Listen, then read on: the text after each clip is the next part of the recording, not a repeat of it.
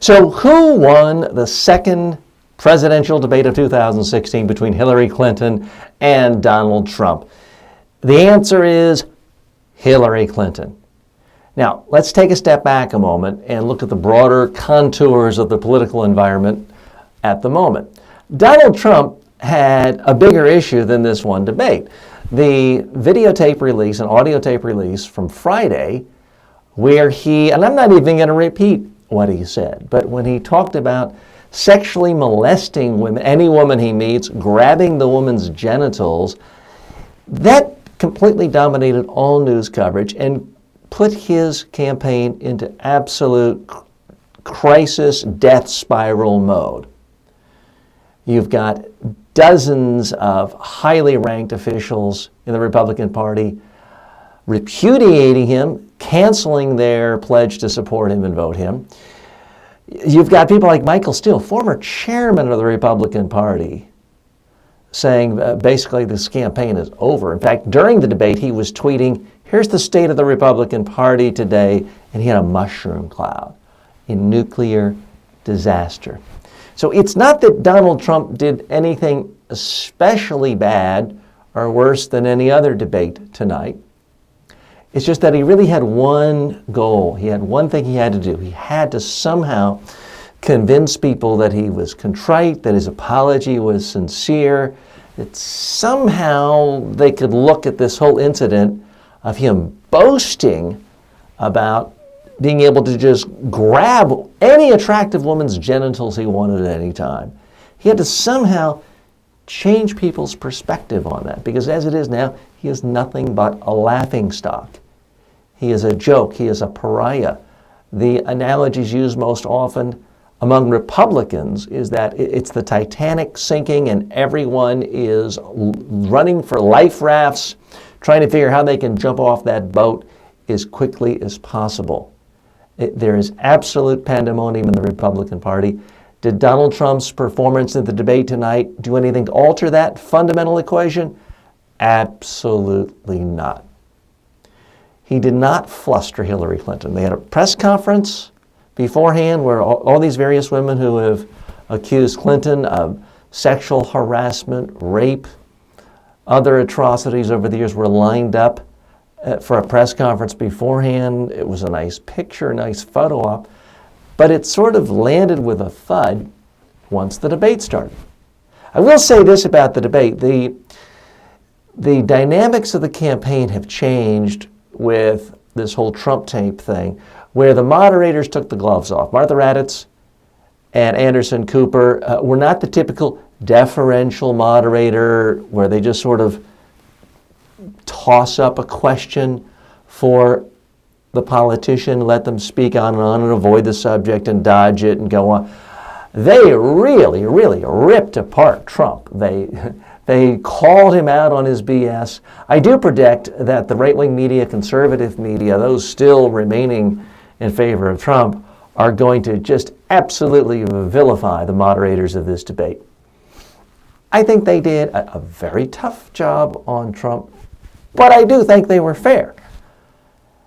Not all candidates, sure you could say all politicians lie, but not all politicians lie as frequently or as forcefully or in ways that were as obvious to detect. And Trump just, whether he continues to say he was against the Iraq War when there is footage, recordings saying he's in favor of the Iraq War, time and time again, he just flat out feels compelled to just make stuff up, to lie. And Anderson Cooper and Martha Raddatz called him on it. They called him on his dodges. It was an extraordinarily different debate than any I've seen in my lifetime. And I've seen pretty much all the debates, although I wasn't around for the Kennedy-Nixon debates, although I've seen them after the fact. Other odd things that jumped out. There was a lot of commentary during the first debate about Donald Trump's constant sniffing. But boy, was it pronounced tonight. Surely he can't blame that on the microphone. At some point, I thought Hillary Clinton was going to say, hey, Donald, you need some Obamacare to take care of this bad cold you've had for a couple of weeks.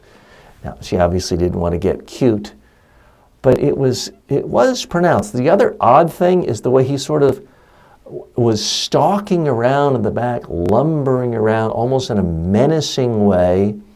It just seemed odd. Now, Hillary Clinton had, I thought, a strong night. I think if you're Hillary Clinton, the Hillary Clinton team, you look at her performance tonight, you have to say, this is exactly what we wanted to do. She didn't just pile on with the, oh, aren't you horrible for saying you want to grab women's genitals.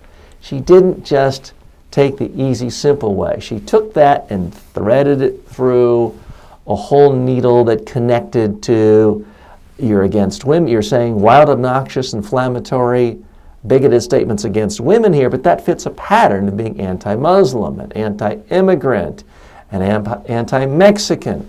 She consistently weaved it through various constituencies to remind people that this is not a one-off. This is a part of who Donald Trump is. And to me, that was the central challenge for Donald Trump tonight. He had to convince people that either through his contrition, the strength of his apology, that somehow who he is can't be defined as a guy who's just so obnoxious, so full of himself, so arrogant, that he can just run around and grab women's genitals and sexually assault them any way he wants.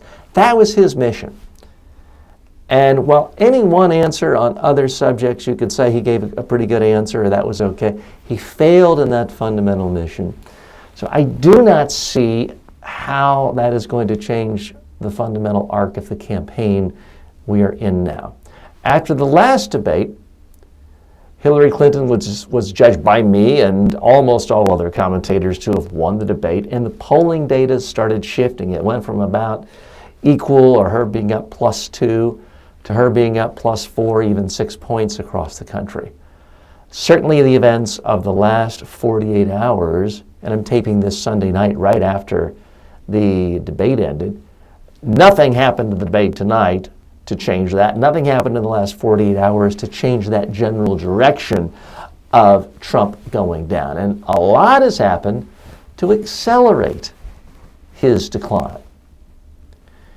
Now, a lot of pundits have been wrong in the last year predicting the demise of Donald Trump. I'm certainly not going to predict that he drops out of the race, and boy, oh boy, Hillary Clinton sure does not want him to drop out of the race.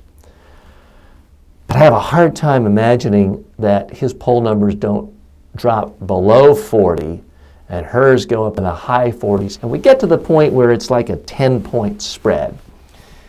And then you're really talking about just epic landslide proportions, not just in the Electoral College, but in the popular vote. And then you see things like not only is the Senate in play for the Democrats, but the House as well. And it really is pretty much an unmitigated disaster of epic proportion for the Republicans. So I don't really see this debate as an act in and of itself changing much. It's these other dynamics that are so much bigger, have so much bigger play. But still, if we're going to look at the debate, there were some interesting things. Donald Trump says so many wildly outrageous things all the time that sometimes he'll say something and it just kind of slips by. You don't even notice it as different because it doesn't stand out compared to all the other wacky things he said. One of the things he talked about tonight was if he's president, he's going to try to put Hillary Clinton in jail. Well, folks, that's what they do in third world dictatorships. That's what they do in banana republics. It's just not how American-style democracy is typically played out. Trump once again shows very, very little respect for American traditions. Okay, the people who are for Trump, no matter what, they saw the tapes Friday, heard them, they saw them Saturday, and they said, you know what, I'm still with Trump. I still hate Hillary no matter what. I predict those people are just as happy with Trump as ever after the. I don't think he lost a single vote among people who were not bothered by the tape. The problem, of course, is there's so many politicians now with their fingers in the wind who kind of sort of maybe endorsed Trump, and now they're getting such a backlash from their constituents. They're going to continue to get more and more vocal criticism from their constituents saying, unless you repudiate Donald Trump, I'll never vote for you again. I'll never contribute to you again. So I think we're going to see hundreds, if not thousands, of Republican elected officials from Water Conservation Board, dog catcher, on up in the next week or so, repudiating Donald Trump. This is going to cause a further downward spiral in Trump's polling, and it's going to really change the fundamental nature of this race. And then it gets to the point where Hillary, she's got a lot more leeway. She's going to have a lot more comfort. Thanks for joining me. I'm TJ Walker.